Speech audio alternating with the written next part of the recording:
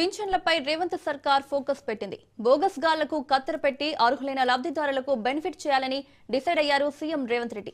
దీనికోసం దొంగ పింఛన్దారులకు ఫోర్సనిక్ ఆడిట్ తో బిగ్ షాక్ ఇవ్వనుంది సర్కార్. తెలంగాణలో సీఎం రేవంత్ రెడ్డి సంక్షేమ పింఛన్లపై ఫుల్ ఫోకస్ పెట్టేశారు. అర్హులందరికీ పింఛన్లు అందేలా చర్యలు తీసుకుంటున్నారు. గత సర్కార్ నుండి అమలవుతున్న పింఛన్లనే అమలు చేస్తోంది రేవంత్ ప్రభుత్వం. అయితే వాటిలో అనర్హులు సైతం పింఛన్లు అందుకుంటున్నట్లు సర్కార్ గుర్తించింది. దీంతో అనర్హులైన వారిని ఏరివేసి నిజమైన బెనిఫిషరీకి బెనిఫిట్ చేయడమే లక్ష్యంగా మాస్టర్ ప్లాన్ రూపొందిస్తోంది.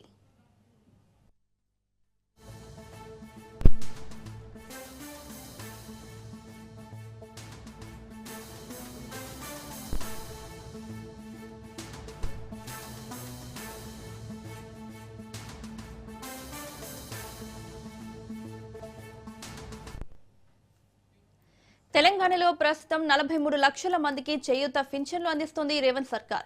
రేవంత్ సర్కార్ అధికారంలోకి వచ్చాక దాదాపు 20,000కు పైగా కొత్తగా పింఛన్లు ఇస్తోంది. ఇలా వృద్ధులు, వితంతువులు, నేతన్నలు, గీత కార్మికులు, బీడీ కార్మికులు, ఒంటరి మహిళలు, ఎయిడ్స్ బాధితులకు నెలకు 2,016 రూపాయల చొప్పున పింఛన్ అందిస్తుండగా దివ్యాంగులకు నెలకు 4,016 రూపాయలు చెల్లిస్తున్నారు. ఇక డయాలసిస్ రోగులు సహా ఇతర దీర్ఘకాలిక వ్యాధిగ్రస్తులకు నెలకు 5,000 నుంచి 10,000 వరకు పింఛన్లు అమల్లో ఉన్నాయి. అయితే కాంగ్రెస్ మేనిఫెస్టో ప్రకారం సాధారణ పింఛన్లను 4,000కు, దివ్యాంగుల పింఛన్ను 6,000కు పెంచుతామని హామీ ఇచ్చింది కాంగ్రెస్. ఈ కొత్త పింఛన్లను అమలు చేసే ముందు బోగస్ పింఛన్దారులకు షాక్ ఇవ్వాలని డిసైడ్ అయింది రేవంత్ సర్కార్.